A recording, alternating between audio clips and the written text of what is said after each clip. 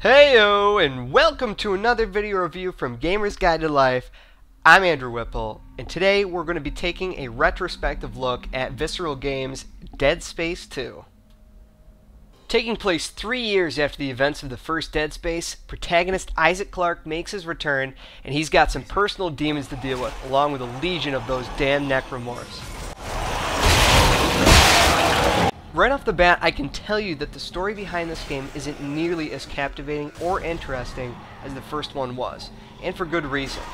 For one, we now know what the necromorph threat is, as we've been face to face with a multitude of the creatures in the previous game. They're just another monster at this point, since the mystery isn't really there anymore. The main plot also plays it very safe, not taking any twists or turns that you didn't already see coming. This isn't to say that the whole story and main plot are monotonous, because there are definitely some interesting facets to the design that will surely keep you playing. One of those new design quirks is that Isaac actually talks now. Yeah, he's no longer a mute who sits in the back while everyone else drives the story forward. Oh, hey! Hey!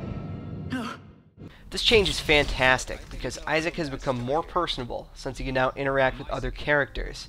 It might not seem like a big deal, but Isaac's plight is more realized when he's revealing his emotions through speech, not purely body language. Hands down, the relationships and dialogue in this game are far superior to the original. It doesn't recognize a new junction. I think I've got it from up here. You just rewired from down here. What? I didn't hear you. Nothing.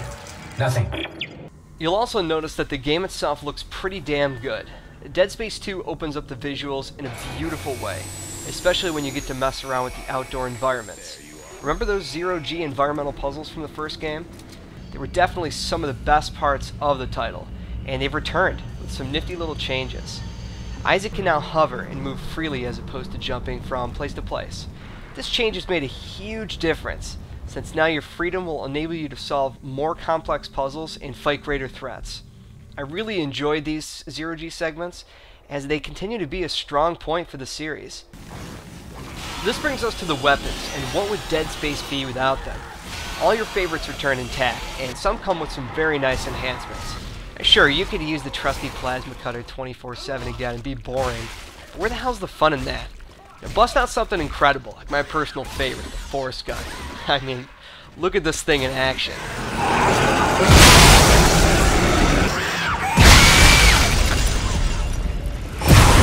While there's plenty to choose from in Dead Space 2's arsenal of murder, the new detonator and javelin gun are among the best new additions to the game's weapon cache.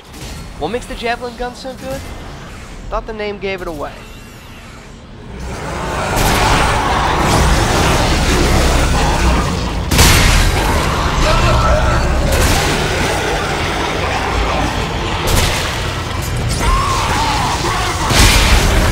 The detonator is great too, since it doubles as a grenade launcher. Hit any necromorph with it and watch as your enemy's limbs jettison in all manner of directions. If you miss with it, no worries. It's no big deal since your shot automatically sets up into a mine. You can also deactivate these mines and pick them up if the one you laid turned out to be useless. This gun is especially good against those new demon alien things that hide behind crates. Man, I hate those guys.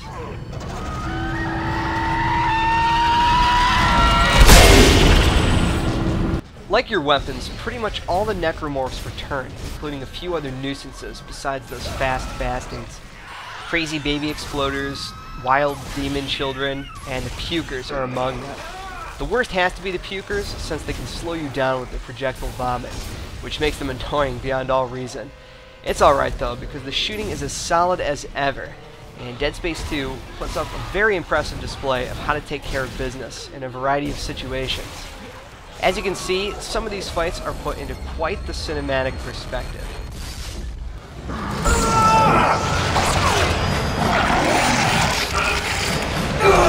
Awesome as the action is and addicting as the upgrades may be, Dead Space 2 is not without its faults or weird issues. Unlike the first game, if you'd like to get what the necromorphs might have been carrying, you'll need to smash their corpse. Now that's right, sometimes the monsters won't drop anything, but if you curb stomp their bodies or otherwise mangle them, they'll drop cash or maybe some ammo. I don't know, don't ask. I also ran into a couple of predicaments where the item I was carrying would just up and vanish. Maybe it's because I was taking it too far into the game.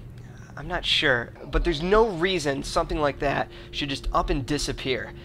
There was also another time where I entered this nice room. At first I was taken aback by what might be beneath me, but they're necromorphs, just running in place.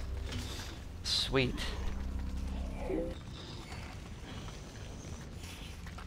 Really? Something else I didn't much care for was the fact that due to a glitch in the game, Visceral made available all the special suits and items at the start. So not only are there a gaggle of things to choose from, they also cost exactly 0 credits to pick up. They also made every single form of ammunition available to purchase from the store, which seems counterproductive in a horror game like this. This issue can be avoided if you just steer clear of all the free items, but it would have been nice to see a patch that fixes this kind of issue.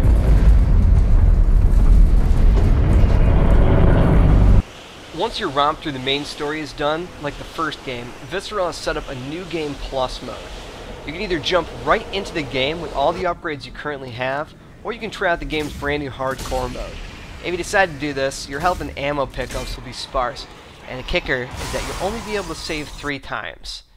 Good mode, if you're a sadist. If another playthrough doesn't entice you, then you can dive right into the brand new multiplayer game. Actually, you should steer clear of this game's components since it's beyond horrible. But think of it as the welfare version of Left 4 Dead, where the humans play themselves and the zombies play the necromorphs. The humans are very powerful and can kill the necromorphs in just a few shots, but they can still respawn fairly quickly after they die. While there are 4 types of necromorphs to choose from, they all basically play as spam mode, since they can spawn anywhere on the map with little to no respawn time. There are several maps to choose from, each with a different objective, but it all just ends up playing the same way. Be honest though, you don't look to Dead Space for competitive multiplayer.